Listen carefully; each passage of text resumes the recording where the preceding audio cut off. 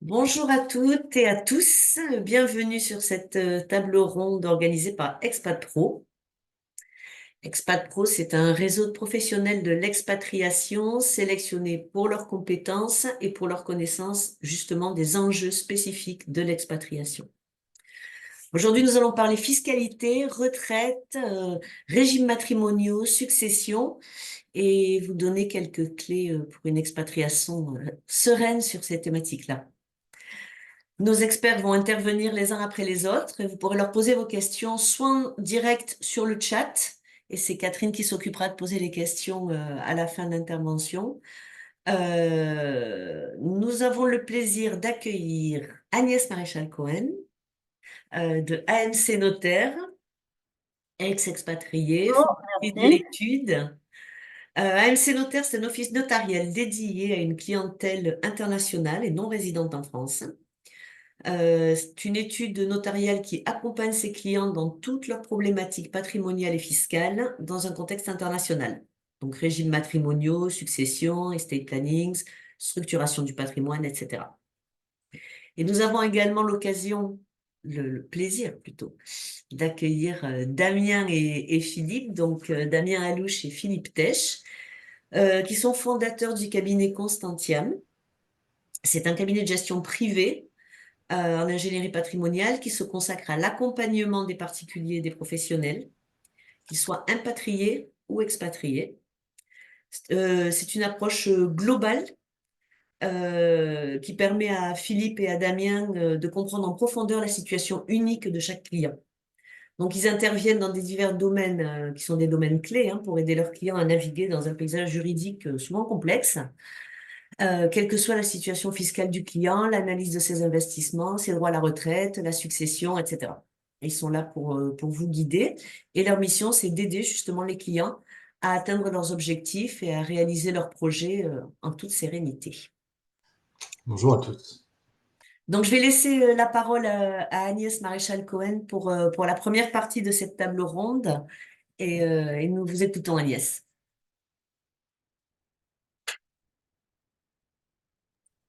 Voilà, je remets le son, pardon. Merci Cécile pour cette présentation.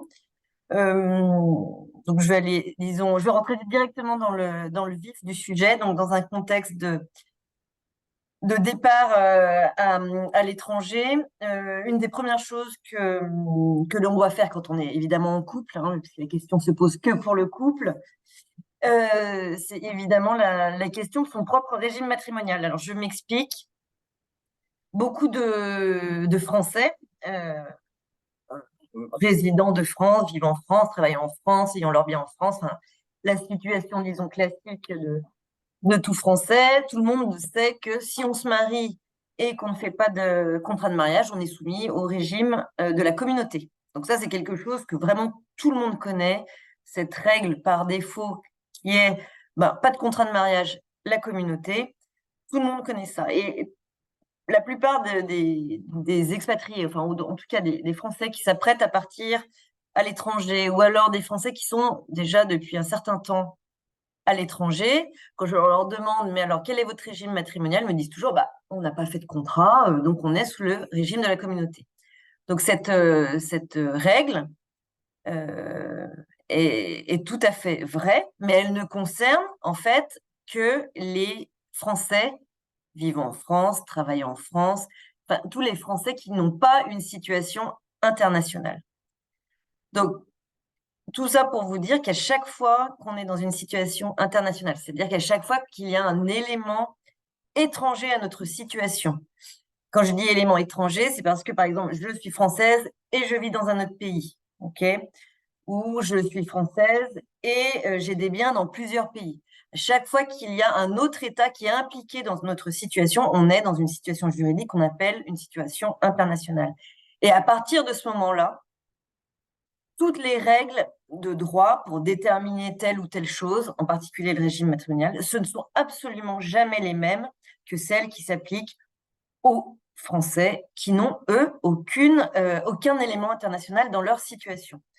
Donc, il faut vraiment avoir ça en tête. À chaque fois qu'on est dans une situation internationale, attention, on ne peut pas raisonner comme si on était un Français vivant en France. Donc, à partir de ce moment-là, ça c'est une alerte que les gens doivent avoir quand ils partent ou quand ils sont déjà partis, qu'ils sont déjà depuis un certain temps à l'étranger, c'est de se dire, ah, on s'est marié sans contrat, ou alors on va se marier, on projette de se marier. Si on ne fait rien, non, on ne sera pas soumis au régime de la communauté tel qu'on le connaît en France. Non, ça, il faut vraiment se le dire. Donc, à partir de ce moment-là, ça veut dire quoi? Ça veut dire que, prenons l'exemple d'un couple qui s'est soit marié il y a déjà quelques temps, quelques années en France. Donc oui, ils étaient soumis jusqu'à leur départ à la communauté, mais à partir du moment où ils vont partir à l'étranger, ce ne sera pas la même règle qui va s'appliquer. Donc en fait, en gros, pour faire simple, la question du régime matrimonial, elle doit être clarifiée avant le départ. C'est-à-dire, vous devez faire, on doit écrire, on doit le mettre noir sur blanc, on doit faire un contrat de mariage, ou plus exactement un acte de désignation de loi applicable au régime matrimonial qui va fixer une bonne fois pour toutes, par écrit, le régime matrimonial des époux, peu importe après leur lieu d'habitation, qu'ils soient en France, en Chine, en Allemagne, en Espagne, et c'est quelque chose qui va les suivre. Si on ne le fait pas, en fait, on va se retrouver à chaque fois dans un questionnement qui est, j'ai des gens qui se sont mariés en 2022 en France, ils ont déménagé en Angleterre en 2024, ils n'ont jamais fait de contrat, ils divorcent en 2025. Hein. Ils sont soumis à quel régime? Est-ce que c'est un régime plutôt communautaire où tout est 50-50, ou alors, à l'inverse, un régime complètement différent qui est séparatiste, où, pour faire simple, c'est chacun pour soi, chacun est propriétaire de ce qu'il achète et il n'y a pas de communauté. Donc ça, c'est des questions qui sont très importantes, qu'il faut anticiper. La plupart des gens, effectivement, ils se disent souvent, peu importe, je veux dire, la question du régime matrimonial, elle n'est pas si importante que ça quand on se marie ou pendant la vie maritale, parce que bon, on n'y fait pas forcément attention. Mais en fait, le problème du régime matrimonial, évidemment, se pose quand, en cas de conflit. Le conflit, c'est quoi dans un couple? C'est le divorce. Et c'est à ce moment-là qu'on peut avoir vraiment de très, très grosses surprises. Moi, ça m'est arrivé dans ma pratique, où j'ai vu des Français qui s'étaient mariés il y a très longtemps en France, qui ont fait des expatriations, qui se sont retrouvés dans un État dans lequel les règles étaient complètement différentes. Ils pensaient qu'ils étaient soumis à un régime de la communauté, et en fait, ils étaient soumis à un régime séparatiste, qui est celui qui était en vigueur dans le pays où ils habitaient, comme tous les pays de droit anglo-saxon. Et évidemment, au moment de leur divorce, la question du régime matrimonial a été une énorme source de conflit parce que l'enjeu était énorme. L'enjeu était énorme, c'était à savoir est-ce que la fortune accumulée par les époux pendant toutes ces années appartenait moitié-moitié à chacun des époux ou n'appartenait qu'à monsieur. Donc, vous imaginez qu'effectivement, la question du régime matrimonial, elle doit être toujours prévue en amont.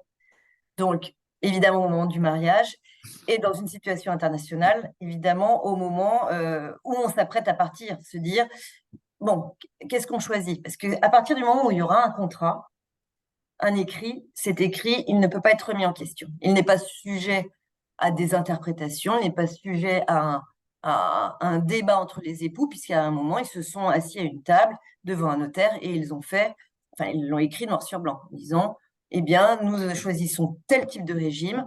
Ce régime nous suivra, peu importe nos lieux d'habitation, nos états de résidence, et ce sera notre loi commune. Peu importe où nous serons, où nous vivrons, peu importe si on divorce et qu'on habite au Portugal ou alors à l'inverse, je ne sais pas, à Singapour, c'est quelque chose qui serait gravé dans le marbre. Donc ça, c'est très, très, très important. Et c'est une façon d'anticiper, effectivement, d'anticiper les problèmes. Donc souvent, on prépare, on fait ce qu'on appelle, donc c'est ce que je vous disais tout à l'heure, ce n'est pas pour ceux qui sont déjà mariés. L'acte qui est signé avant de partir n'est pas exactement un contrat de mariage, Pourquoi? Parce qu'on n'est pas avant le mariage, les gens se sont déjà mariés. C'est un acte de désignation de loi applicable au régime matrimonial. Mais c'est en fait une sous-catégorie d'un contrat de mariage plus général. Donc, c'est exactement la chose suivante. Donc, monsieur et madame se sont mariés à tel endroit. Ils étaient normalement dans un contexte national soumis à un régime de la communauté. Dans la perspective de leur départ dans tel pays, ils décident de désigner la loi applicable à leur régime matrimonial, la loi française, et à l'intérieur de la loi française, de choisir un régime spécifique. Un régime matrimonial qui est, alors nous avons deux types de régimes matrimoniaux, enfin deux esprits complètement différents. Vous avez la communauté d'un côté, enfin les régimes communautaires, et de l'autre côté, les régimes séparatistes. Donc ça, je pense, tout le monde a un peu une vision de ce que c'est. Un régime communautaire, effectivement, c'est à partir du mariage ou à partir de l'acte de désignation de loi applicable au régime matrimonial, tout ce qui est acheté par les époux est commun. Et 50-50, ça appartient 50-50, sans égard à, à qui a financé. Peu importe qui finance, peu importe si l'un gagne beaucoup plus que l'autre, l'autre plus que l'un, c'est absolument indifférent. Toute la richesse accumulée à partir du mariage ou de l'acte de désignation de loi applicable va appartenir à la communauté et on se fiche de savoir qui l'a financé. Donc, c'est un régime, enfin, les régimes communautaires, en gros, ils favorisent et ils protègent les conjoints en instituant une égalité, en fait, ou en rétablissant peut-être une égalité financière qui n'existe pas préalablement dans les revenus. Alors, le régime communautaire est souvent, enfin, peut être souvent choisi aujourd'hui dans une situation internationale. Pourquoi? Parce que dans les faits, souvent, vous avez un couple dont un seul des conjoints est le moteur de l'expatriation. Et le second, lui, va suivre. Donc, ça veut dire quoi? Ça veut dire que, par exemple,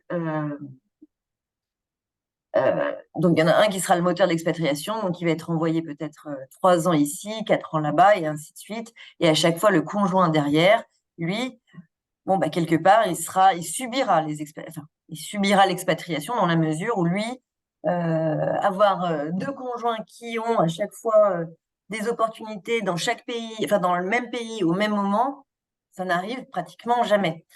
Donc, c'est pour ça que les régimes communautaires sont en pratique, enfin dans ma pratique, sont souvent choisis par les couples internationaux eu égard à cette inégalité liée à l'expatriation et euh, au fait que souvent, voilà, il n'y a qu'un seul conjoint qui est le moteur de cette expatriation.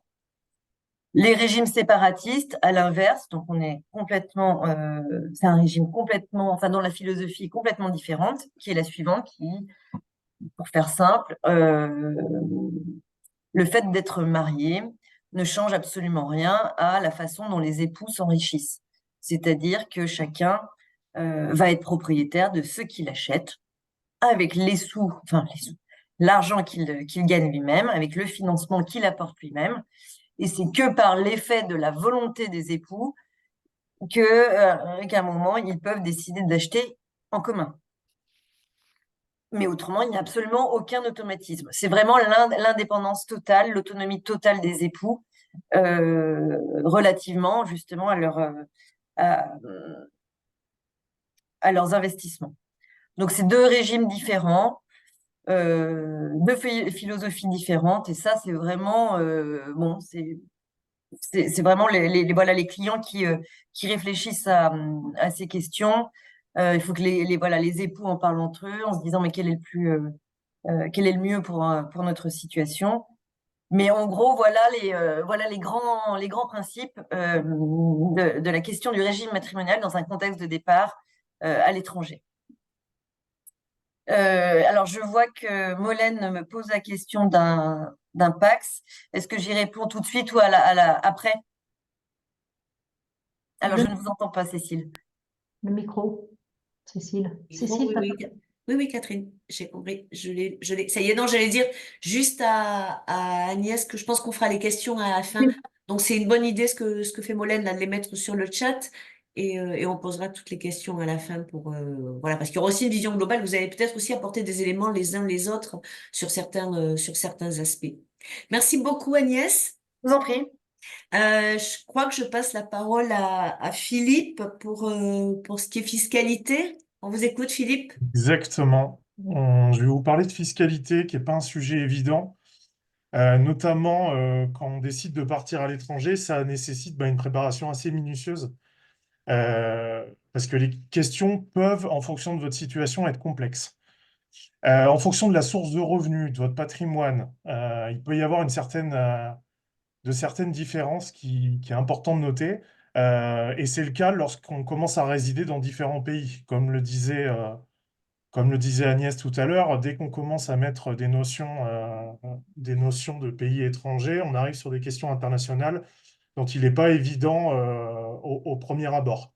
L'idée, c'est de vous informer suffisamment sur la fiscalité de votre futur pays et les relations qu'ils entretiennent avec la France sur ces questions fiscales.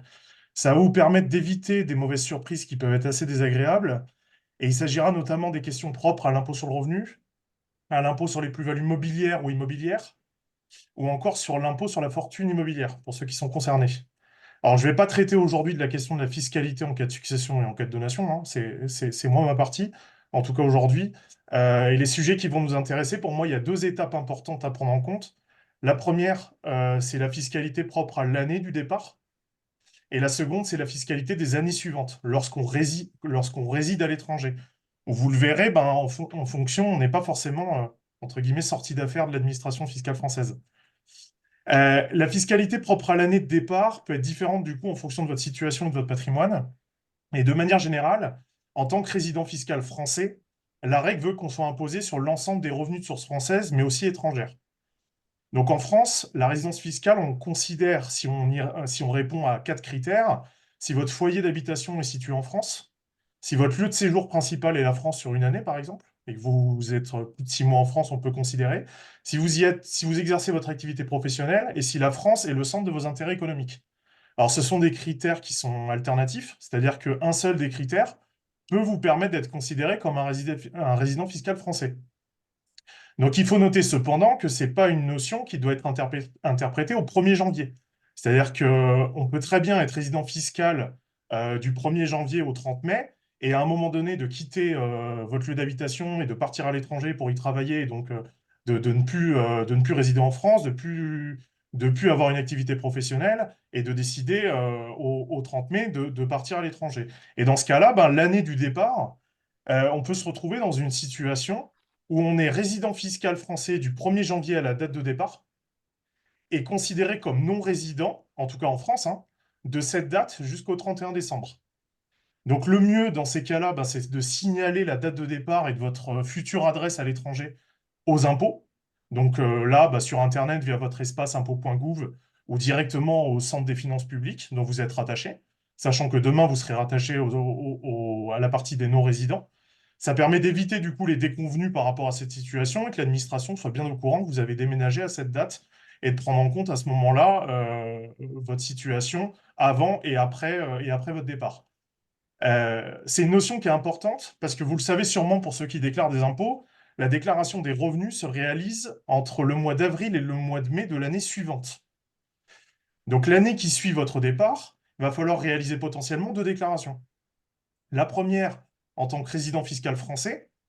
Donc là, il va y avoir une imposition de l'ensemble des revenus mondiaux. Si jamais, par exemple, vous avez d'autres acquisitions ou d'autres titres à l'étranger, donc revenus français et revenus mondiaux, donc dans ce cas-là, du 1er janvier à la date de départ.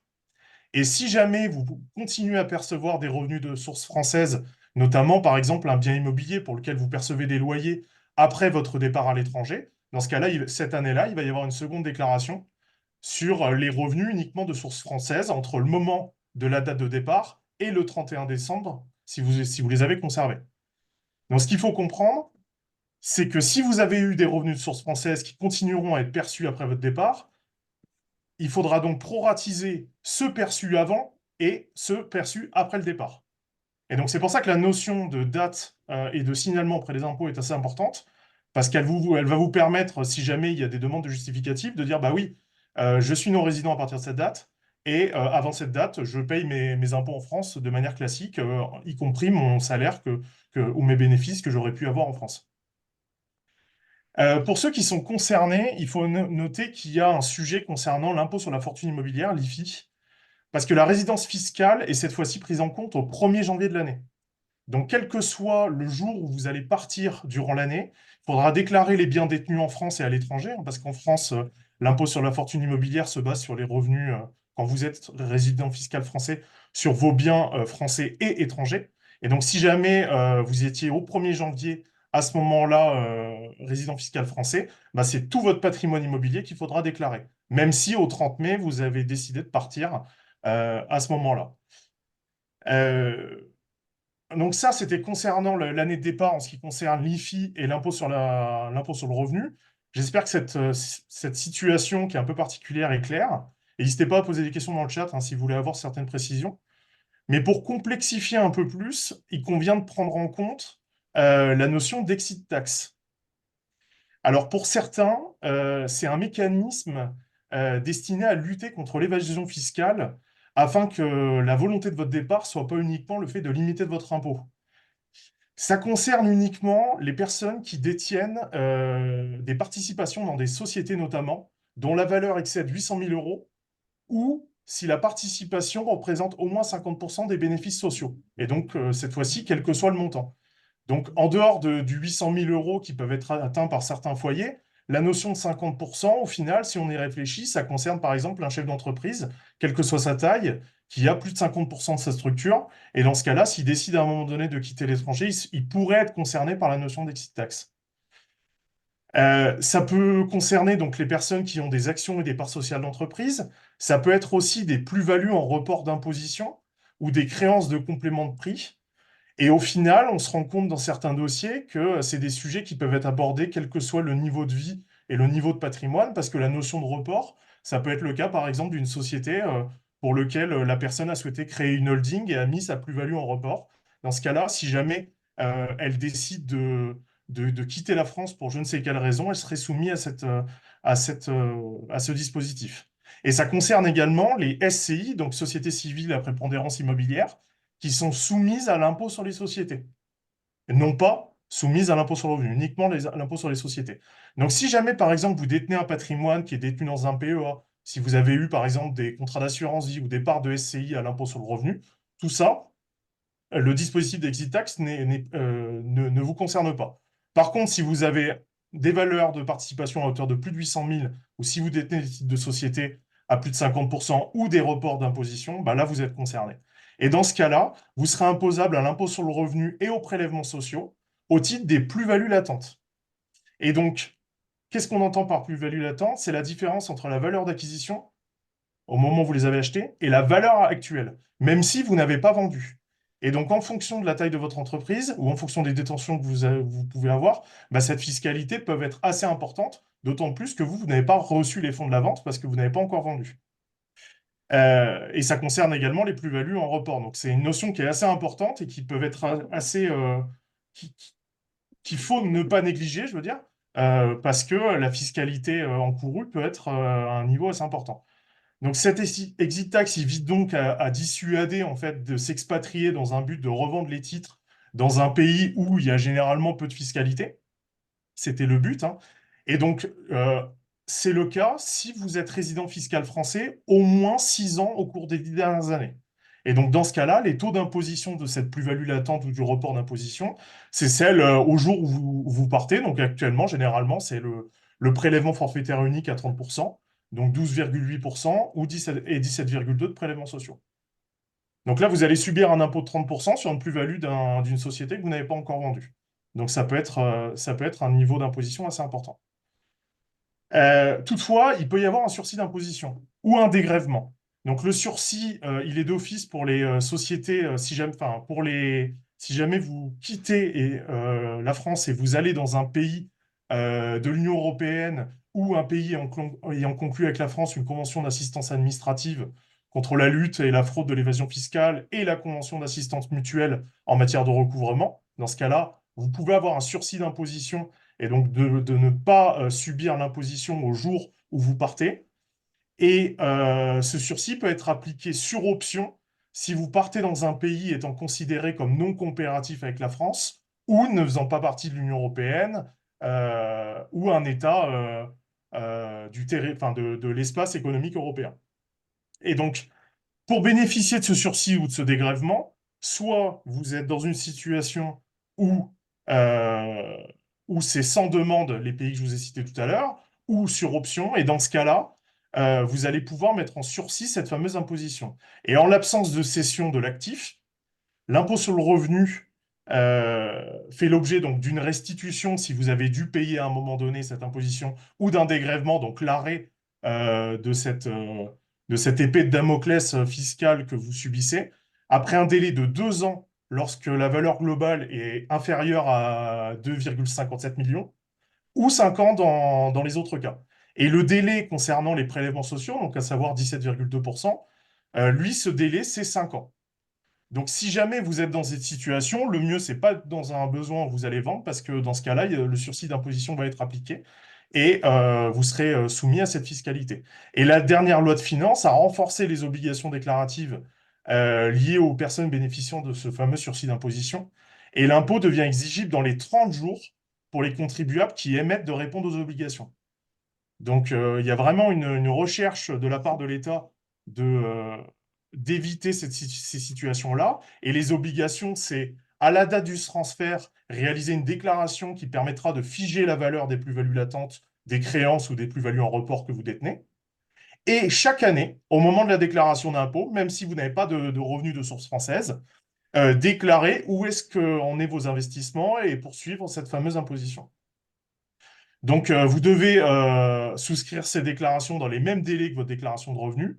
Et si une fois, par contre, imaginons dans une situation où vous êtes établi à l'étranger et vous transférez de nouveau votre domicile fiscal dans un pays différent, dans ce cas-là, il va falloir déclarer à l'administration française le nouveau transfert. Et en fonction de si c'est un État de l'Union européenne ou non coopératif, forcément, bah, les conséquences ne vont pas être les mêmes. Et il faut le faire dans les 2 mois qui suivent ce changement. Alors, c'est un sujet un peu technique, donc pas forcément évident pour tout le monde, qui ne concerne pas forcément tout le monde, mais en tout cas, c'est une notion à prendre en compte si jamais vous quittez la France, parce qu'il peut y avoir des conséquences assez importantes d'un point de vue fiscal. Donc ça, c'était l'année du départ. Et maintenant, après avoir déménagé et déclaré les revenus, c'est pas pour autant que vos obligations vis-à-vis de l'administration fiscale vont changer et prendre fin. C'est-à-dire que les années suivantes au départ, généralement, la France impose les revenus et les plus-values de source française. Et donc, si vous continuez à percevoir, comme je vous le disais au début, des revenus de source française qui pourraient être soumis à l'imposition en France comme étant non-résidents, vous dépendrez donc du service des impôts des particuliers non-résidents et vous allez devoir déclarer vos revenus annuels comme vous le faisiez auparavant, mais uniquement en ce qui concerne les revenus de source française et pas les revenus de votre pays de résidence. Ça, c'est une notion qui est importante à prendre en compte. Et donc, avant votre départ, selon moi, il est important de prendre en compte bah, déjà votre situation. Est-ce que vous êtes concerné par ces revenus futurs? Si ce n'est pas le cas, bah, vous n'aurez pas besoin de faire plus de recherches. Mais si vous allez conserver des revenus de source française, notamment des biens immobiliers ou des placements, il est donc important de prendre en compte le système fiscal de votre pays d'accueil. Est-ce qu'ils imposent uniquement les revenus locaux? Est-ce qu'ils imposent les revenus mondiaux? Et à ce titre, il sera nécessaire de consulter la convention fiscale entre le pays d'accueil où vous allez résider dans le futur et la France. Parce que dans tous les cas, la France, elle, impose les revenus de source française. Et donc, il va falloir mettre au clair qui doit payer l'impôt et est-ce qu'il y a des solutions pour se sortir de cette situation. Parce qu'en effet, la France, vous le savez peut-être, a conclu des conventions avec une centaine d'États dans le but de résoudre la question de la double imposition. Donc, ce n'est pas parce que sur un revenu français, l'impôt est payé à l'étranger selon la Convention que vous ne devez pas déclarer votre revenu en France. De manière générale, la Convention précise quel pays est le redevable de l'impôt en fonction de la catégorie, salaire, dividende, revenu immobilier, mais aussi comment sont traitées la question des doubles impositions. Donc, comment la France va pouvoir déclarer son revenu et y appliquer un crédit d'impôt, par exemple, parce que vous avez payé des impôts à l'étranger sur ce revenu-là, et inversement. Et si malheureusement la France n'a pas signé de convention entre le pays de votre future résidence euh, Et si jamais vous percevez toujours des revenus de source française, bah, il y a de nombreuses chances que vous soyez imposé deux fois. Une première fois par la France sur ces fameux revenus, comme pour tous les non-résidents, et sans crédit d'impôt, et une seconde fois par un État de résidence s'il vous impose sur les revenus mondiaux, et donc cette fois-ci, sans crédit d'impôt non plus, parce qu'ils n'ont pas organisé les choses dans la fameuse convention. Donc c'est important d'être vigilant sur cette notion. Par exemple, en matière de revenus de biens immobiliers, si vous continuez à percevoir des loyers, bah, toutes les conventions conclues par la France prévoient l'imposition de revenus immobiliers dans l'état de situation des actifs immobiliers, mais il n'y a pas forcément toutes les conventions avec tous les pays. Donc pour vos revenus de source française, vous serez donc imposé dans les mêmes conditions que les résidents fiscaux français pour la source française. Cependant, il faut noter qu'il existe un taux minimum de 20% jusqu'à peu près 29 000 euros de revenus, j'arrondis, et 30% au-delà. Alors ce taux, il s'applique si vous n'êtes pas en capacité de justifier que si vous aviez été imposé en France sur l'ensemble de vos revenus mondiaux, vos revenus sont inférieurs à ce taux d'imposition. Si jamais demain, vous avez des revenus de biens immobiliers et que si jamais la France avait appliqué un impôt sur votre revenu mondial, votre taux moyen d'imposition aurait été de 18, et ben dans ce cas-là, vous pourrez expliquer que vous ne serez pas redevable à 20, mais à 18. Et pareil, si jamais votre impôt est inférieur à 300 euros, dans ce cas-là, il y aura des possibilités de dégrèvement.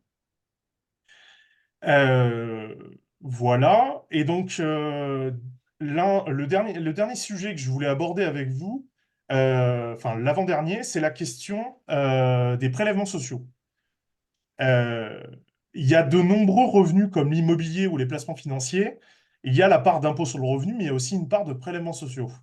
Donc, par principe, les non-résidents fiscaux qui ne travaillent pas en France ne sont pas redevables de ces prélèvements. Donc, on parle de la CSG, la CRDS, le prélèvement de solidarité. Cependant, en ce qui concerne les revenus immobiliers, seuls les non-résidents affiliés à un régime de sécurité sociale de l'Union européenne ou de l'espace économique européen ou en Suisse sont exonérés de cette fameuse CSG-CRDS. Mais par contre, sur les revenus immobiliers, donc plus-value et loyer, hein, ils sont soumis à un prélèvement de solidarité de 7,5. Donc, si vous percevez ces fameux revenus immobiliers ou plus-value immobilière quand vous vendez, et que vous n'êtes pas résident de ces pays, donc Union européenne, Suisse ou espace économique européen, bah, vous serez imposé au taux classique, comme tout résident français, à un taux de 17,2. Donc, pour la question des conventions fiscales, souvent ces prélèvements sociaux sont généralement assimilés comme des impôts sur le revenu, et donc ils intègrent la notion de la double imposition. Et si jamais vous subissez à la fois l'impôt sur le revenu et à la fois des prélèvements sociaux, vous allez avoir droit à des crédits d'impôt dans les deux déclarations des deux pays pour pouvoir éviter d'être imposé deux fois. Alors, il y a eu certains pays, malheureusement, où l'impôt sur le revenu ne considérait pas la notion d'impôt de prélèvements sociaux, je veux dire. Ça a été le cas, par exemple, pendant quelques années sur les États-Unis. Les États-Unis, pendant un temps, ne considéraient pas le prélèvement social comme de l'impôt sur le revenu. Et donc, vous étiez taxé en France en tant que non-résident sur des sources françaises à votre impôt sur le revenu plus prélèvements sociaux. Vous avez le droit à un crédit d'impôt, mais les crédits d'impôt uniquement sur la base de l'impôt sur le revenu. Et prélèvements sociaux, potentiellement, vous allez subir une double imposition. Alors, ça peut exister, c'est pour ça qu'il est vigilant de regarder sa convention dans le détail. Bon, depuis, en ce qui concerne les États-Unis, la situation a été clarifiée, hein, et la convention a été modifiée pour inclure que les prélèvements sociaux font partie de l'impôt sur le revenu, et donc du coup que les crédits d'impôt peuvent traiter cette question de double imposition. Et bon, pour conclure, tout à l'heure, je vous ai parlé de l'impôt sur la fortune immobilière. Ce qu'il faut savoir, c'est que même si votre domicile fiscal n'est plus en France, vous êtes redevable de l'impôt sur la fortune immobilière en raison du patrimoine situé en France. Donc, quand vous êtes résident fiscal français, c'est les actifs mondiaux. Quand vous êtes non-résident, c'est les actifs français au 1er janvier. Donc, si jamais ces actifs français dépassent 1,3 million d'euros, bah là, vous êtes redevable à l'IFI. Et concernant cet impôt, la difficulté, c'est que de nombreuses conventions ne traitent pas la question de la double imposition au sujet de l'impôt sur la fortune. Et donc, à ce titre, si jamais vous avez une imposition équivalente dans votre pays de résidence, bah, potentiellement, il y aura des doubles impositions.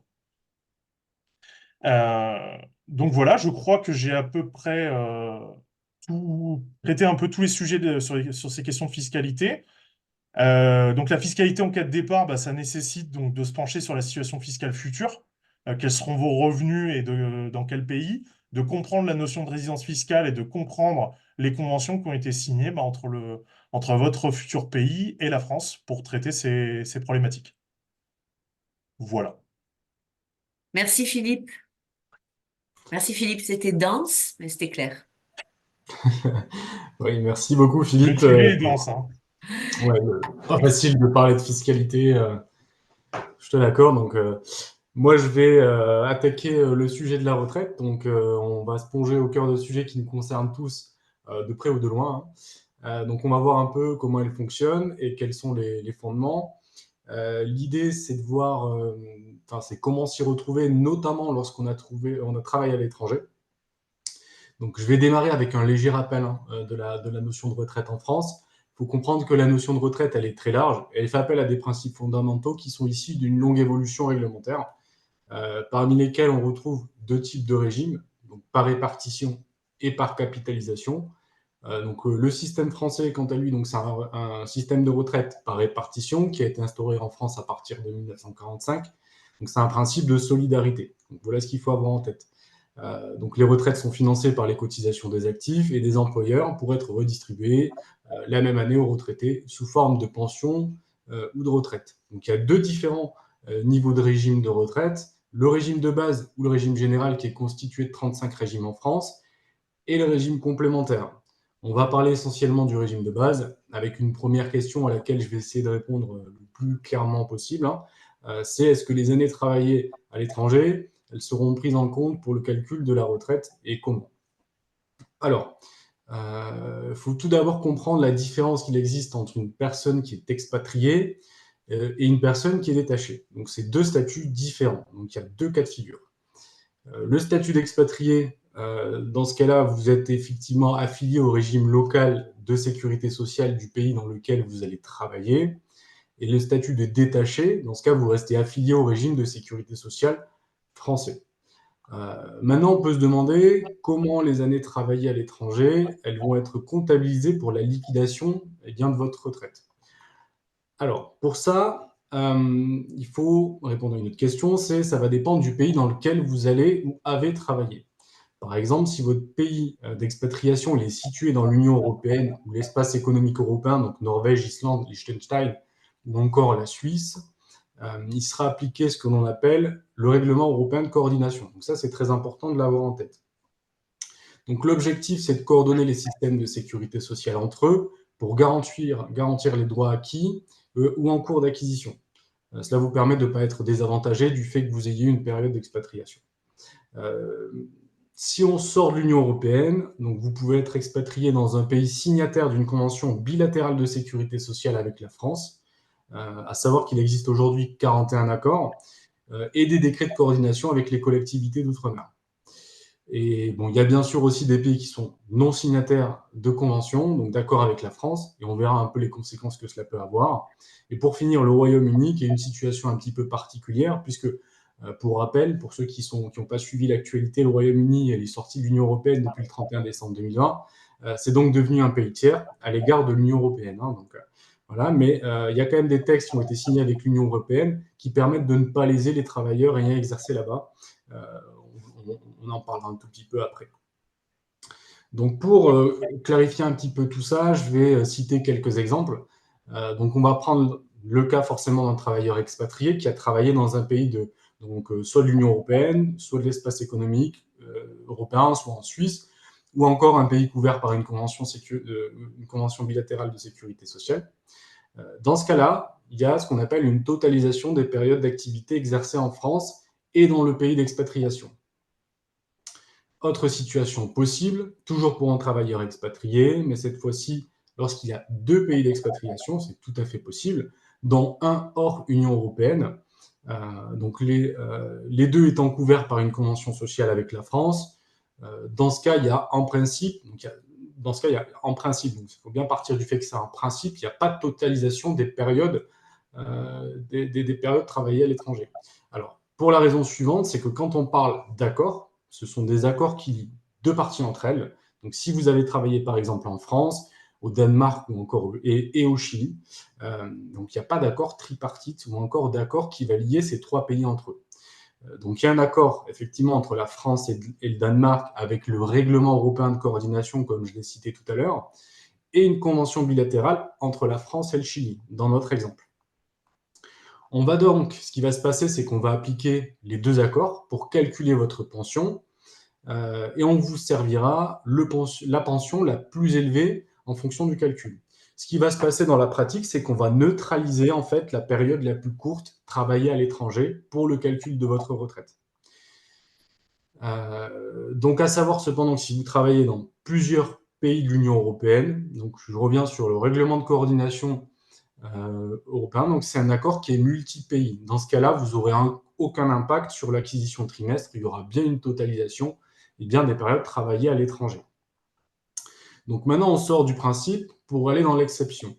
Donc l'exception qui est totalement en adéquation avec le contexte de mobilité géographique qu'on connaît aujourd'hui, donc puisqu'au sein des nouvelles conventions qui sont rédigées, il peut être prévu certaines fois la prise en compte des périodes accomplies dans un État tiers. Je vais citer un exemple. Donc, si vous avez travaillé en France, au Brésil et en Allemagne, par exemple, dans ces trois pays, il y aura effectivement une totalisation des périodes. Pourquoi? Parce qu'en fait, la convention franco-brésilienne, donc c'est la convention franco-brésilienne qui va prévoir ça, elle prévoit la prise en compte des périodes travaillées en Allemagne pour la raison suivante, c'est que la France et l'Allemagne, elles sont couvertes par le règlement européen de coordination. Donc ce règlement européen de coordination, je vous en parle beaucoup, mais il est important.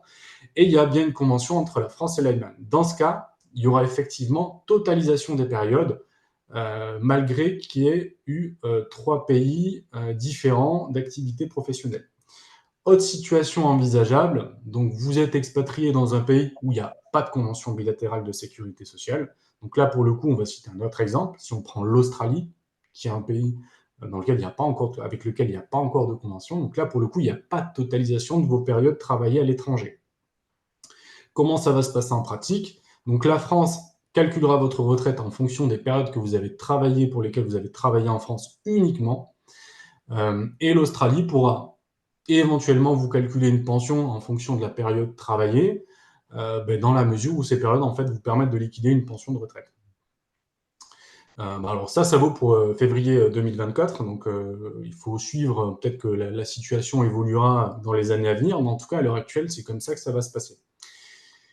Donc attention à ce sujet, hein, c'est pas aussi instinctif que ce qu'on pourrait imaginer. Faudra être très attentif à l'ensemble de ces critères et de ce fonctionnement-là finalement entre chaque pays. Dernière situation, le Royaume-Uni, avant que j'oublie, donc comme évoqué précédemment, le Royaume-Uni il est maintenant considéré comme un État tiers depuis son retrait. Mais cependant, il y a toujours des accords signés avec l'Union européenne qui prévoient la totalisation des périodes. Alors, je vais dire, donc, pas de sujet vraiment pour le Royaume-Uni, mais il y a quand même un petit sujet pour quelques personnes, des personnes qui ont travaillé avant le Brexit au Royaume-Uni, qui sont parties pendant la période où justement il y avait une interrogation et le temps que le Brexit s'acte, et qui sont revenus travailler après cette période-là. Donc là, pour le coup, ils sont soumis à une législation qui était présente avant, donc qui a, du coup, quand le Royaume-Uni faisait partie de l'Union européenne, et une autre législation qui fera partie, enfin, qui a été signée après le départ du Royaume-Uni de l'Union européenne. Donc on est sur deux fonctionnements un peu différents. Pour conclure sur ce petit point-là, les travailleurs détachés, pour eux, la retraite, elle est calculée tout simplement comme s'ils n'avaient jamais quitté la France. Donc là, il n'y a pas trop de sujets de quoi s'étaler dessus. Autre question, donc comment la retraite, elle est calculée, elle est payée? Une fois qu'on a pu s'assurer que les périodes travaillées à l'étranger, elles étaient retenues ou pas, hein, finalement, on peut se pencher sur le calcul de sa pension retraite de base.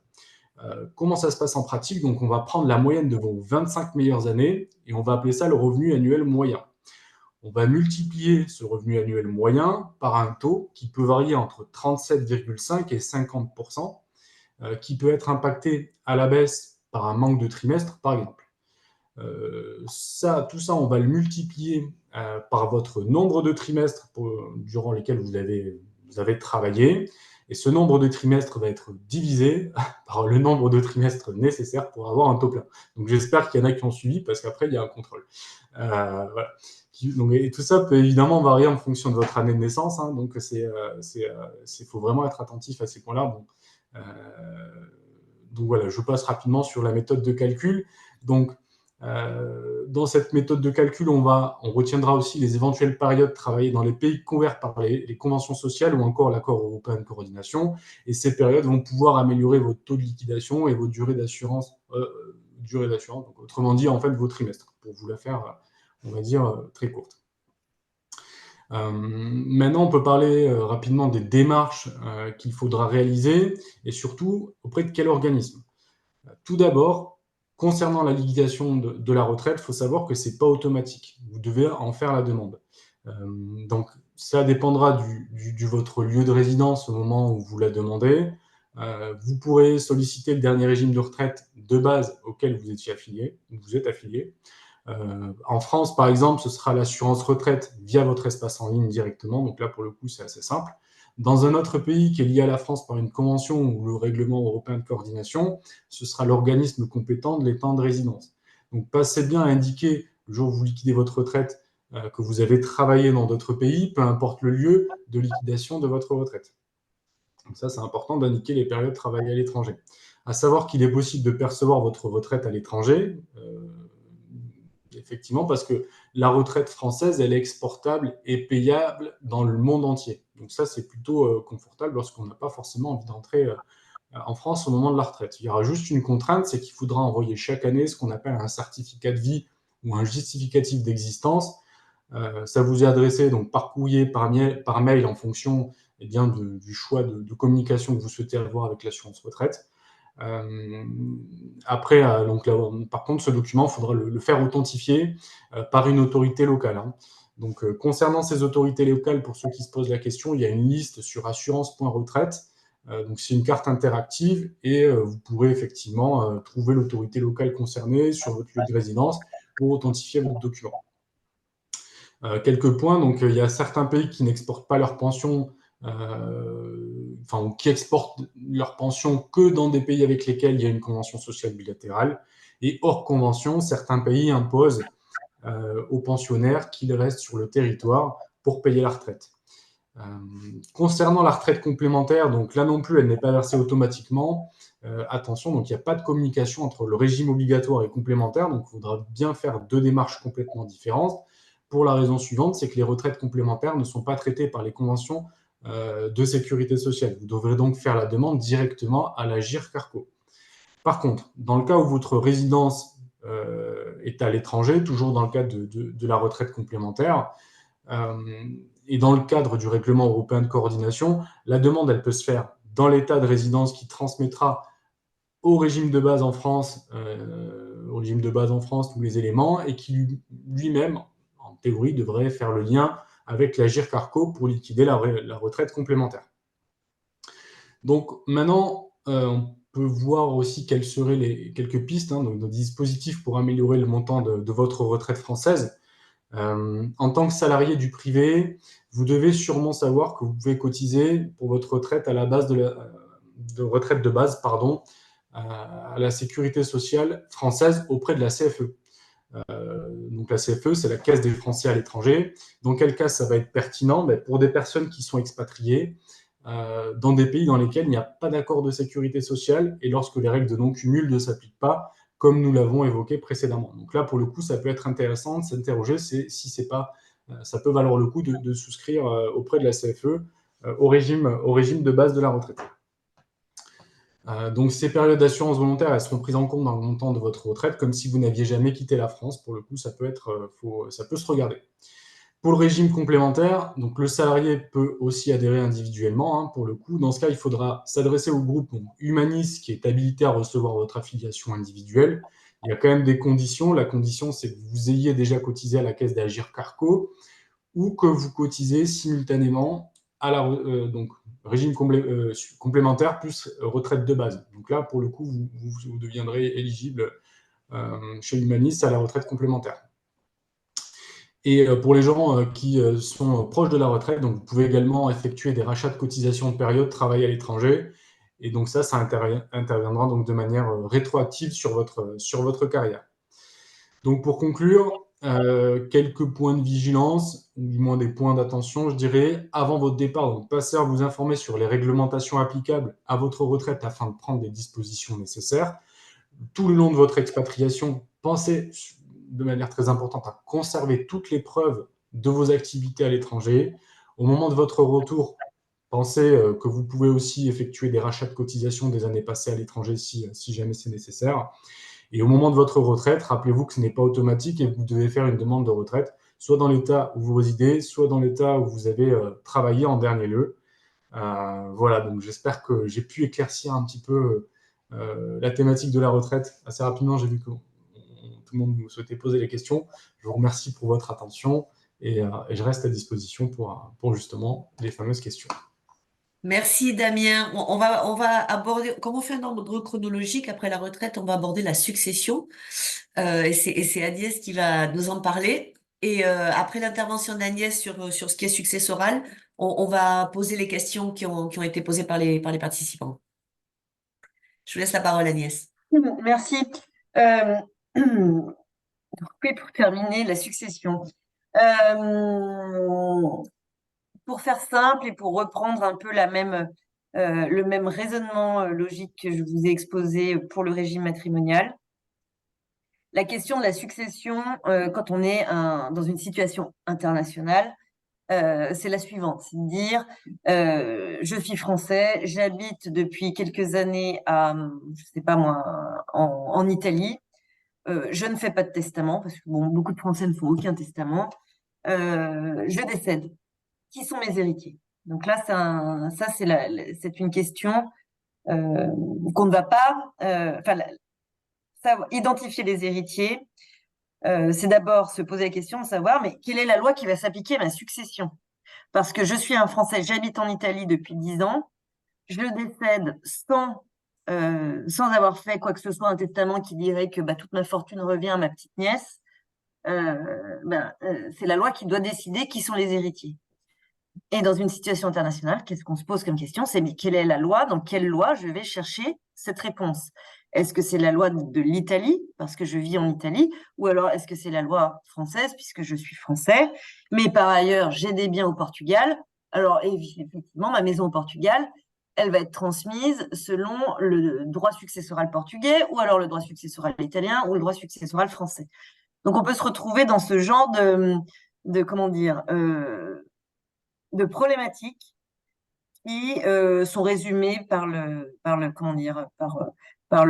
concept de la loi applicable. Quelle est la loi applicable à ma succession? Donc effectivement, quand on ne fait rien, et c'est toujours la même chose, on peut faire le parallèle avec les régimes matrimoniaux. Quand on ne fait rien, quand on n'écrit pas les choses, quand on ne fait pas de contrat, quand on ne fait pas de testament, on s'en remet toujours à la loi. Le problème, c'est dans une situation internationale, quelle est la loi? Et là, c'est à ce moment-là que si rien n'a été prévu, les éventuels problèmes, conflits, vont apparaître. Pourquoi? Parce que vous n'avez jamais une même loi qui dit, enfin la loi italienne en succession ne dit pas la même chose que la loi italienne en droit français, que la loi successorale en droit français ou en droit portugais. Et voilà, il n'y a aucune législation qui ressemble exactement à une autre. Donc, de la même façon, quand on est dans une situation internationale, il faut absolument faire son testament. Même si on estime qu'un testament, alors voilà, j'ai beaucoup de clients qui me disent non mais j'ai pas besoin de faire un testament, ça sert à rien parce que j'ai pas grand-chose à transmettre. Donc ce pas grand-chose, des fois c'est oui effectivement, des fois ça ne peut être que par exemple un compte bancaire avec 25 000 € dessus et une voiture. Effectivement, c'est pas grand-chose, c'est pas des grosses successions, mais on est exactement dans la même situation. C'est à qui reviennent ces biens. Et pour éviter tout débat qui pourrait naître à l'occasion de déterminer qui sont les héritiers, eh bien, il vaut mieux donc faire un testament et l'écrire noir sur blanc. Donc, nous, on préconise beaucoup l'établissement d'un testament dans une situation internationale qui dit déjà la première chose, je soumets ma succession à la loi française. Déjà, c'est la première chose, c'est de désigner la loi applicable à la succession. Pourquoi la loi française? Parce que déjà, c'est une loi on ne change pas de nationalité. Enfin, à la loi de ma nationalité, pardon. Donc, la loi française. Évidemment, c'est le raccourci que j'ai fait. Pourquoi la loi française? Parce que, comme je vous dis, la loi de la nationalité, c'est quelque chose qui ne bouge pas beaucoup. Tandis que soumettre sa succession à la loi de la résidence, enfin, l'État où on demeure, bah, vous le faites aujourd'hui, dans 5 ans, ce sera peut-être plus le cas. Donc, on préconise souvent, effectivement, le rattachement à la loi française, la loi de la nationalité du client. Et puis aussi parce que c'est finalement, on a un système juridique qui fonctionne assez bien, euh, qui est quand même assez ancien, qui a été copié, recopié. Enfin, le Code civil a été diffusé un peu partout en Europe. Donc, c'est quelque chose d'assez stable, avec des concepts qui sont stables, qui sont reconnus dans le monde entier.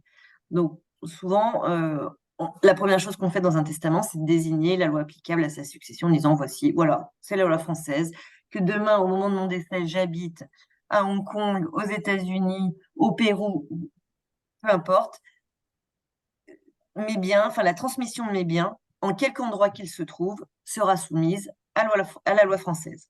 Alors, on peut s'arrêter là, ou alors on peut aller encore plus loin. C'est-à-dire, bon, bah, c'est soumis à la loi française, voici les règles du jeu dans lesquelles j'inscris la transmission de mon patrimoine. Voilà. Donc, pour des questions plus techniques, bah, si on doit se référer à la loi, bah, on sait que c'est la loi française, très bien. Et donc, on peut aller plus loin en disant, et prendre des dispositions qui sont plus matérielles, c'est-à-dire, bon, c'est soumis à la loi française, mais je veux, par exemple, que tout revienne à mes 3 enfants par parts égales, mais que mon conjoint n'ait rien du tout, par exemple. Ça peut arriver. Où on peut dire, voilà, tout revient à mon conjoint et à mon fils, moitié-moitié, sauf, par exemple, la somme de 10 000 € qui revient à mon neveu. Donc après, on peut prendre des dispositions qu'on appelle matérielles, qui sont pas forcément liées, évidemment, à la situation internationale, qui sont vraiment des dispositions testamentaires matérielles, factuelles, qu'on rajoute, enfin, qui sont l'objet d'un testament, peu importe qu'il soit dans un contexte international ou pas. Donc la question de l'anticipation successorale, qu'on appelle, alors dans le jargon un peu expat, on appelle ça de l'estate planning, très très important. À chaque fois, voilà, pour mes clients qui sont dans une situation internationale, on vérifie toujours ces 2 points, le régime matrimonial et bien sûr la succession. Que se passe-t-il en cas de succession? Et c'est beaucoup plus... alors, quand on est jeune, évidemment, c'est des questions qu'on repousse ou qu'on pense non importantes, mais à partir du moment où on a des enfants, là, ça va devenir un vrai sujet. Et les expatriés, enfin les expatriés, les non-résidents, ils sont très sensibles parce qu'on peut se retrouver, alors je ne vais pas vous parler des anecdotes, mais effectivement, on peut se retrouver dans une situation où un enfant peut avoir, enfin, si la loi successorale n'est pas déterminée dans un testament, comme par exemple l'affaire Johnny Hallyday, je la répète souvent parce qu'elle parle aux gens. Johnny Hallyday qui est dans un contexte international puisqu'il était censé vivre aux États-Unis, puis en fait il était français, puis il avait des biens un peu de partout. Il a fait un testament, mais il n'a pas dit qu'il soumettait, il n'a pas désigné la loi applicable à sa succession. Et il a déshérité une partie de ses enfants, ou tous ses enfants, je ne sais plus, tout, voilà, en léguant tout à sa veuve. Et ce qui s'est passé dans cette succession, alors évidemment, en dehors du côté un peu people de la chose, mais d'un point de vue juridique, c'était extrêmement intéressant parce que donc il avait fait un testament, il n'a pas dit que il n'a pas choisi la loi applicable, et il a dit je lègue tout à mon conjoint, donc je déshérite mes enfants. Il avait dit ma succession est soumise à la loi de la Californie, loi où j'habite, etc. Il n'y avait aucun problème. Sa conjointe pouvait tout recevoir sans problème. Voilà. Si la succession était soumise à la loi française, alors là, c'était impossible parce qu'en droit français, vous avez ce qu'on appelle la réserve héréditaire, qui fait qu'on ne peut pas déshériter des enfants. Bon. Et donc, en gros, comme il n'avait rien dit, qu'il a juste dit « je lègue tout à Laetitia », eh bien, les enfants, évidemment, se sont battus en disant « mais si c'est la loi française qui est applicable à sa succession, il n'avait pas le droit de faire ça ». Elle, la veuve, disait c'est la loi américaine qui est applicable à la succession, donc il avait le droit de faire ça. Donc c'est vraiment le cas de Johnny Hallyday, c'est vraiment un cas d'école qui est très intéressant parce qu'il montre vraiment la difficulté qui peut se poser si on ne fait pas un testament, ou alors si on en fait un, mais en oubliant de dire la première chose, je désigne telle loi comme la loi qui va gouverner ma succession. Parce que, pour revenir à deux principes, tous les pays comment dire, de tradition de droit romain, comme la France, comme l'Italie, comme beaucoup de pays d'Europe, ont institué, enfin en tout cas ont prévu dans leur droit successoral ce qu'on appelle la réserve héréditaire, c'est-à-dire une portion minimum qui revient toujours aux enfants. Alors que dans tous les pays de tradition anglo-saxonne, donc vous avez les États-Unis, enfin beaucoup d'États des États-Unis, vous avez évidemment le Royaume-Uni, puis vous avez aussi d'autres pays qui ont plutôt penché vers le côté anglo-saxon. Vous avez une totale liberté testamentaire, vous pouvez déshériter vos enfants. Donc, les enjeux sont les suivants. Enfin, je veux dire,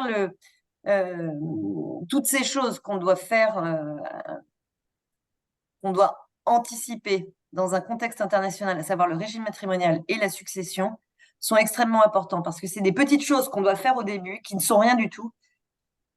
Voilà, ça prend pas, c'est pas un très gros travail de faire un testament ou de faire un régime matrimonial, mais les conséquences de ne pas l'avoir, de ne pas y avoir réfléchi, de ne pas l'avoir anticipé, de ne pas l'avoir prévu, peuvent être extrêmement lourdes, importantes, mais alors surtout des années après, 10 ans, 15 ans, 40 ans après.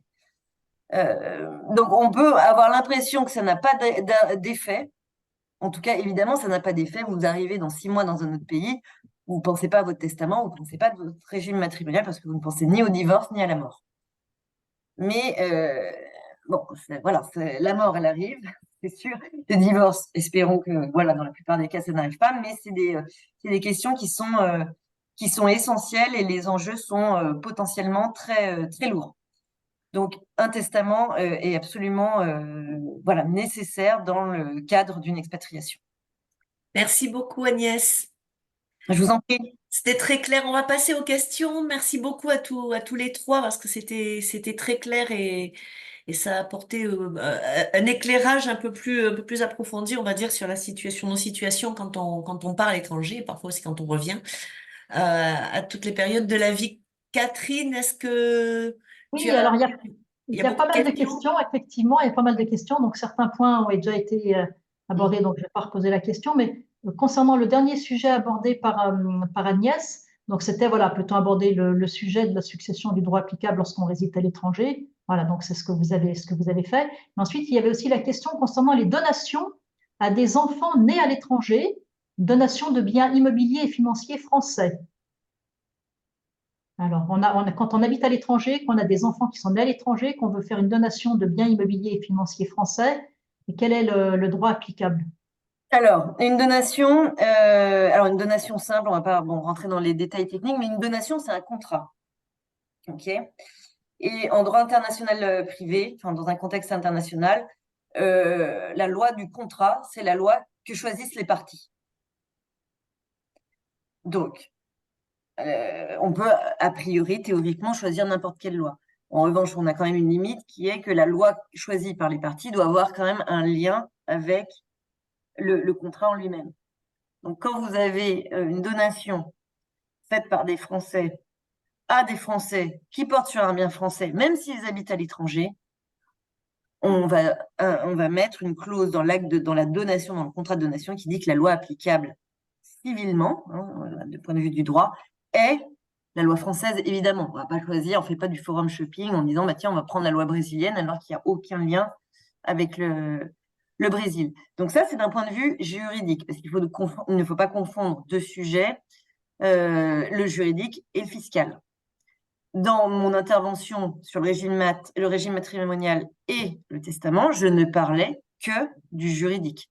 Je n'ai pas parlé des implications fiscales qui obéissent à d'autres règles. Et pour faire simple, parce que je pense que la question sous-jacente de cette personne, c'était quelle est la fiscalité La fiscalité applicable, en tout cas, à une donation de biens immobiliers situés en France, même si les parties sauf cas particulier, sont résidentes à l'étranger, la France n'abandonne pas à l'État tiers, enfin à l'État de résidence des donateurs ou donataires, son droit d'imposer la donation. Donc, ce sera une donation qui sera fiscalisée, enfin, qui sera dans le champ d'application territorial de la fiscalité française.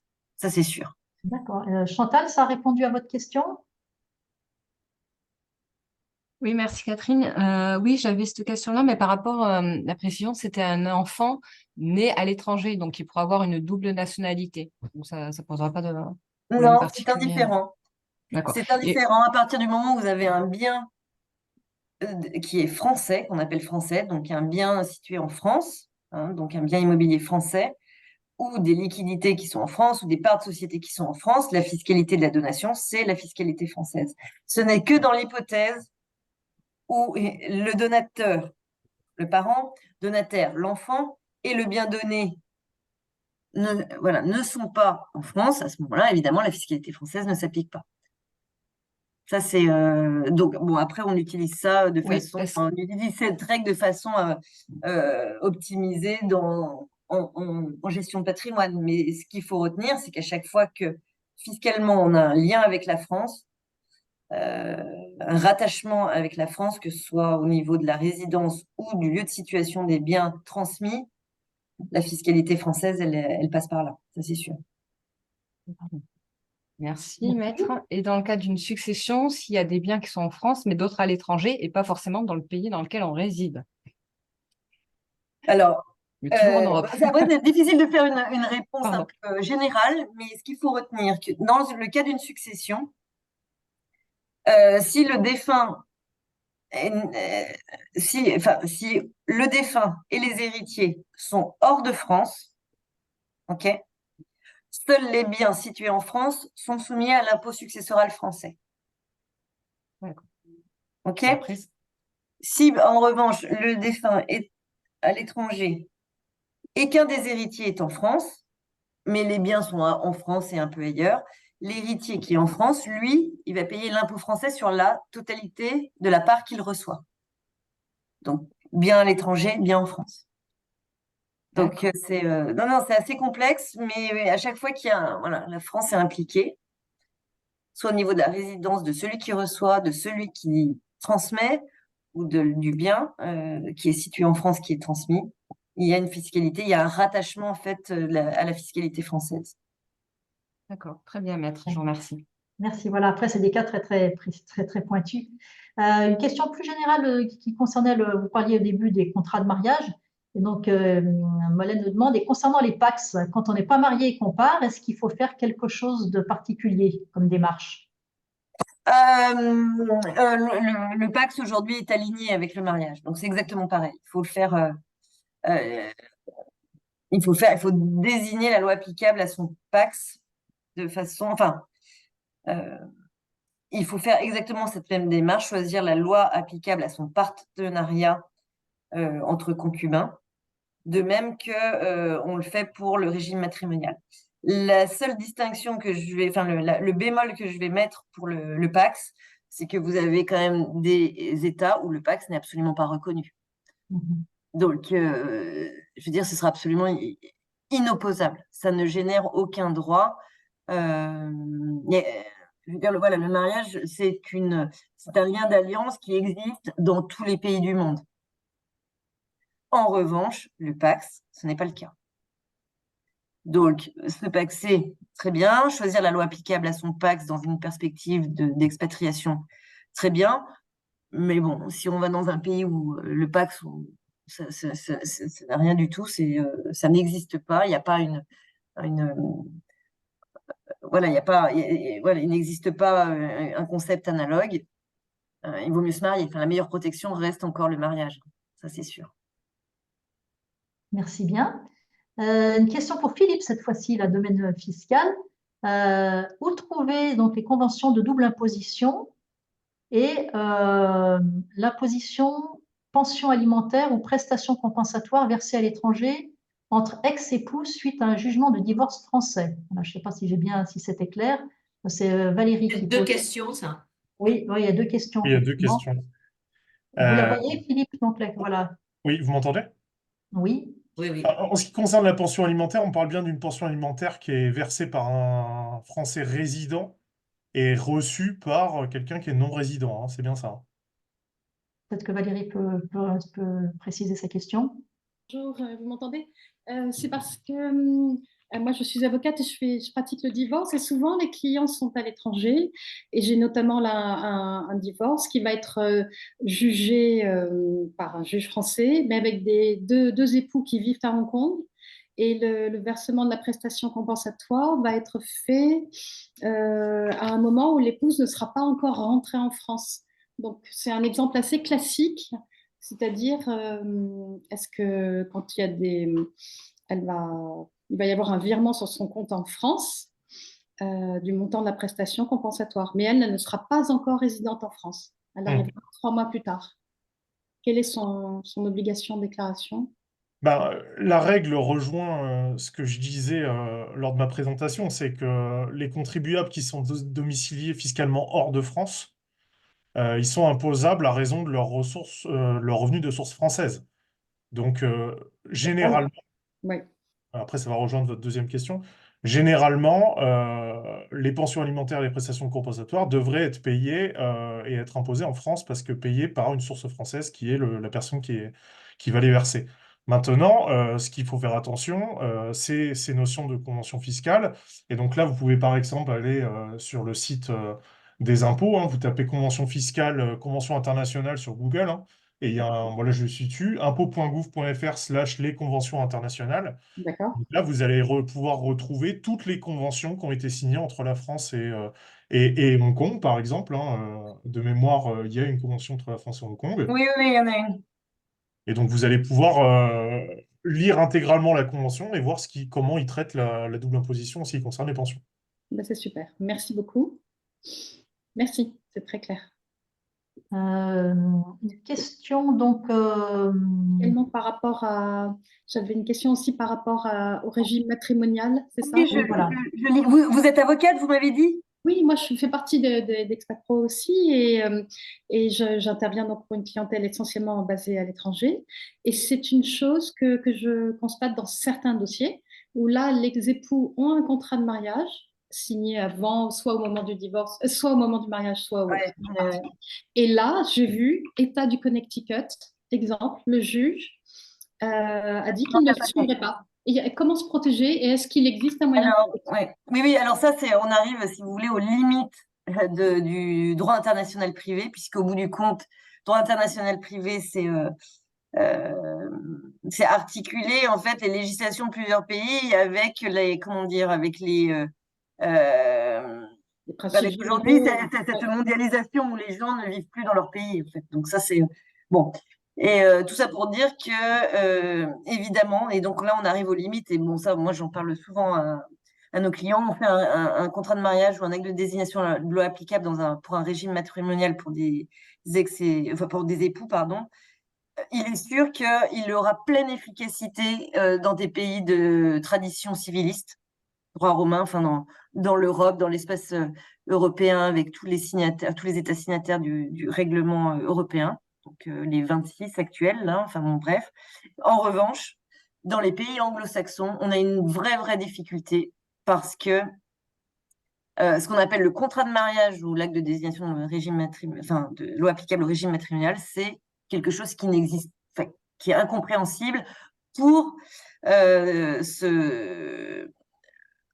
le droit anglo-saxon. Ça n'existe pas. D'accord. Donc, la plupart du temps, effectivement, le juge n'en a strictement rien à faire. Il va complètement écarter un contrat de mariage, d'ailleurs, qu'il va regarder en se disant mais qu'est-ce que c'est? Et il va vraiment ignorer ce contrat et puis il va ignorer la situation internationale. En particulier les États-Unis Oui, hein. qui ont une espèce d'hégémonie. Enfin, je veux dire, Ah, oui. même dans le droit, ils se fichent complètement de savoir voilà, la question internationale est toujours tout à fait ignorée. Donc, pour faire simple, pour répondre à votre question, Oui.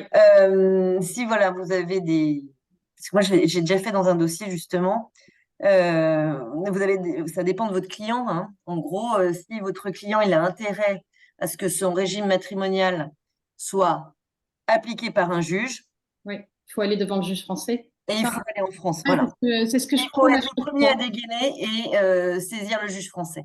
En Voilà. revanche, Mm. l'autre qui n'a pas intérêt à ce que le régime matrimonial Et désigné à un moment soit appliqué par le juge, ouh là là, ça c'est l'effet d'aubaine, il saisit le juge anglo-saxon. Et il sait qu'il aura la moitié alors qu'il y avait un contrat de séparation de biens. Enfin, je suis désolée de dire ça, mais c'est... non, non, mais nous, on prône, enfin moi, en tant qu'avocat, je prône le divorce devant le juge français parce que ça nous donne une sécurité, il y a des points de repère, c'est plus prévisible. garanti, voilà, prévisible, et on est donc dans la sécurité, c'est-à-dire que les époux peuvent prendre des accords sans prendre justement le risque d'un magistrat qui intervient et qui décide autrement. Donc très bien, mais en tout cas, c'était très clair, votre réponse est très claire.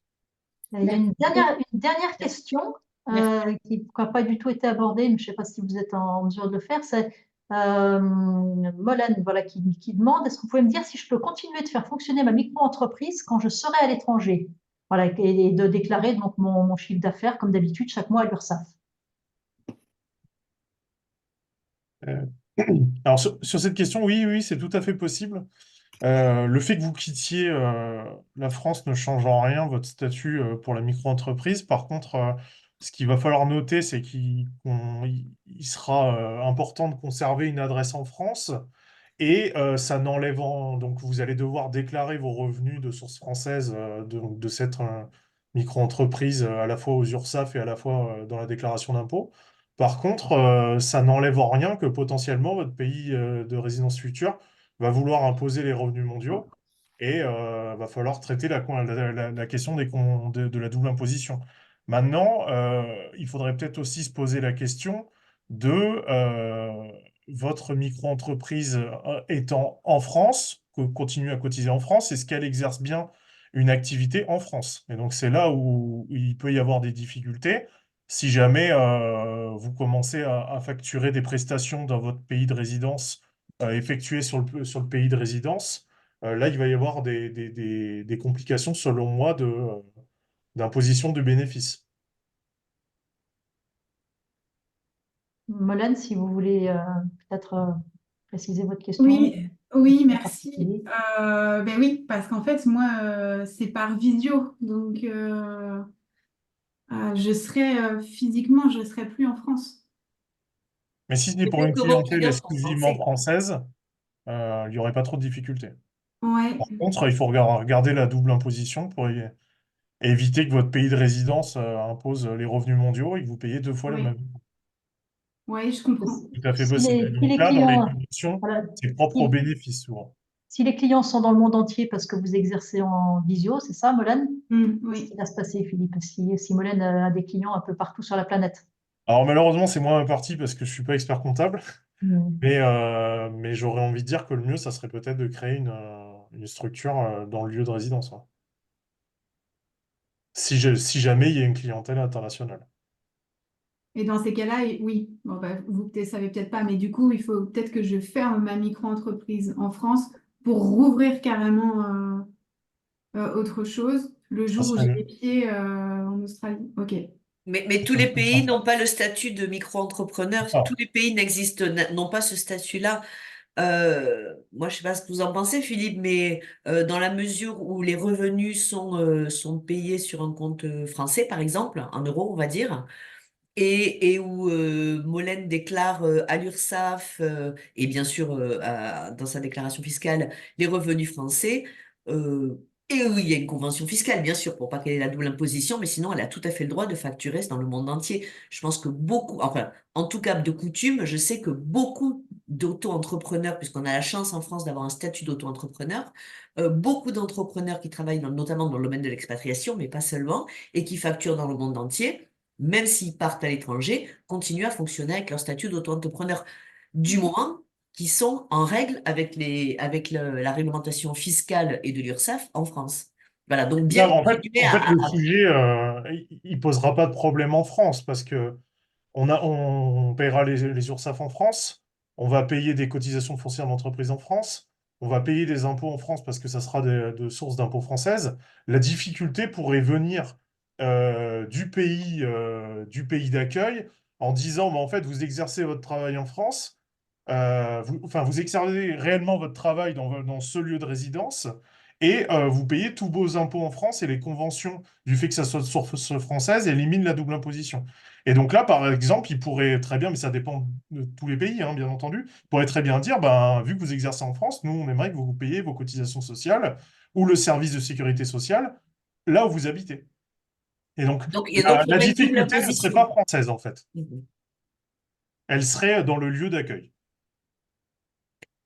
Après, pour les expatriés qui changent de pays tous les 3 ans, ça, c'est un peu compliqué dans les faits. Et souvent, ben, comme vous dites, hein, souvent, ils conservent l'activité en France avec une entreprise française. Je confirme. Ouais. Et c'est le pays d'accueil qui pourrait voir cela, une sorte d'optimisation pour ne pas payer ses cotisations et ses impôts dans le lieu où on habite réellement. Et donc pour ça, les conventions, au tout début de la convention fiscale, vous avez comment traiter la question de la résidence fiscale. Mhm. Et donc en fonction des pays, ben, les critères ne seront pas forcément les mêmes pour définir où est imposé en France les revenus. En gros, il faut lire les conventions bilatérales Il faut lire les qui ont été conventions signées et entre les connaître pays la dans lesquels fiscalité on au est. local. C'est ça. D'accord. Et vous avez C'est peut-être, très Molène, important. en fonction du pays, des réseaux, hein. Il y a souvent des réseaux d'entrepreneurs, des réseaux de plus en plus, hein, qui se développent. Et parce que vous n'êtes pas la seule à vous poser cette question, hein, et il y a de plus en plus, notamment de conjoints expatriés qui sont dans ce cas-là. Et donc, dans pas mal de pays, il y a des groupes de réflexion, de pratiques qui se montent, et vous pouvez peut-être les rejoindre pour les interroger. Oui, merci. Merci beaucoup. Voilà. Voilà, ben merci beaucoup à tous pour votre intervention.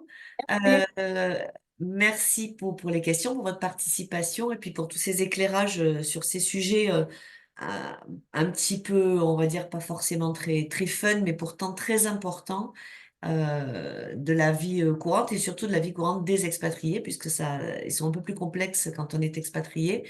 Catherine, je te laisse le mot de la fin. Le mot de la fin, c'est effectivement de ne pas hésiter à contacter les professionnels pour vos situations particulières, parce que comme on a pu le voir, chaque fois, ce sont des points qui sont souvent délicats et tout dépend de la situation. C'est très difficile de faire une réponse générale. Donc, vous avez des professionnels que vous pouvez contacter en toute confiance, en tout cas chez Expat Pro, donc n'hésitez pas à le faire. Et puis nous, on reste à votre disposition pour vous mettre en contact ou pour vous recommander des professionnels qui pourraient répondre à vos questions. Voilà. Et puis on remercie nos pros qui sont toujours très, très à l'écoute et très clairs et très pros. Merci Merci. à tous. Merci, bonne fin de journée. Merci, bonne fin de Merci à journée. tous. journée. Bonne journée. Au revoir. Au revoir. Merci, merci.